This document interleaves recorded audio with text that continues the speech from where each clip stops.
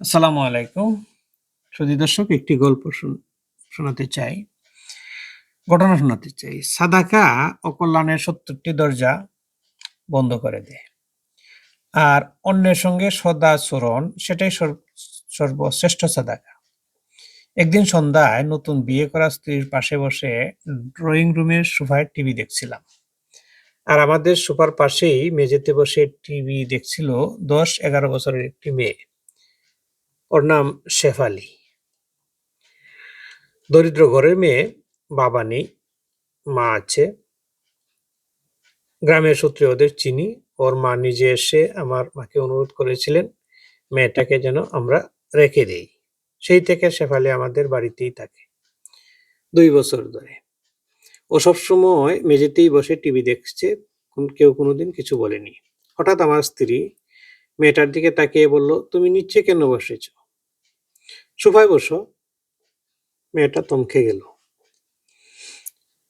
ভয় আর বিস্ময় মিশ্রিত চোখে আমাদের দিকে তাকিয়ে রইল। সে বুঝতে পারছিল না কি করবে। তখন আমার স্ত্রী উঠে গিয়ে ওর হাত ধরে সোফায় বসিয়ে দিল। হেসে বলল, এখন থেকে তুমি সোফায় বসেই টিভি দেখবে, আর কখনো নিচে বসবে না। মেয়েটা জোরসোর হয়ে চুপচাপ বসে রইল। দূর থেকে আমার মা সব দেখছিলেন। পরে আমাকে ডেকে বললেন, আমাদের সৌভাগ্য হয়েছে, আমরা খুব ভালো একটা বউ পেয়েছি। আর বাবা বললেন, বউটার যত্ন নিবি, এই মেয়ে আমাদের জীবন বদলে দেবে। বাবার কথা সত্যি হলো। ১২ বছর ধরে চলা একটা জমির মামলা আমরা হঠাৎ জিতে গেলাম। জমিটার দাম প্রায় ১ কোটি টাকা। বাবা আদালত থেকে বেরিয়ে আবার বললেন, বউটার যত্ন নিবি। কিন্তু আমি বাবার কথা রাখতে পারিনি। একদিন রান্নায় লবণ একটু বেশি হওয়ায় আমি স্ত্রীর উপর গলা চড়িয়ে বললাম, এগুলো কি রান্না করেছ? কথাগুলো ছিল কঠিন, অপ্রয়োজনীয়, অমানবিক। বাবা ছুটে এসে আমাকে ধমকালেন।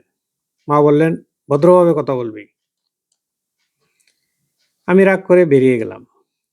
পরদিন অফিসে গিয়ে শুনলাম বড় অঙ্কের টাকা গায়েব। সব দায় এসে পড়ল আমার উপর। বস বললেন, হিসাব না মিললে পুলিশ আর চাকরি যাবে।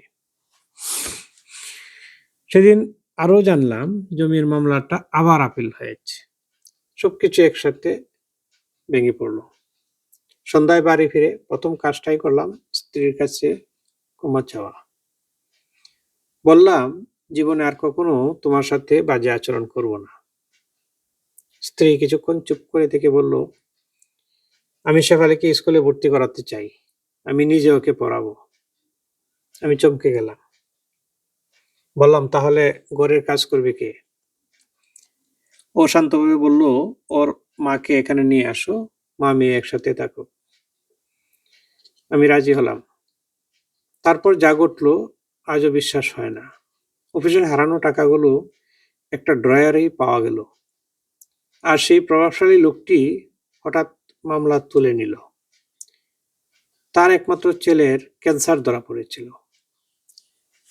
সেদিন মিষ্টি নিয়ে বাড়ি ফিরলে বাবা আবার বললেন, বউটার যত্ন নিবি।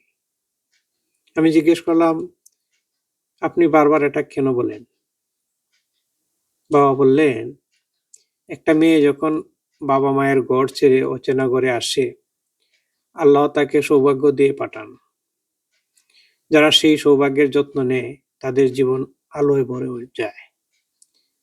আমি তখন বুঝলাম বাবা কেন দিন মায়ের সাথে খারাপ আচরণ করেননি। স্টাডি রুমে গিয়ে দেখলাম আমার স্ত্রী শেফালিকে পড়াচ্ছে। ও আমাকে দেখে হাসলো।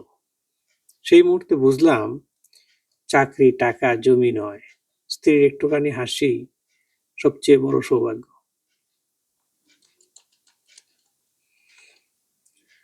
শেষ পরামর্শ হলো,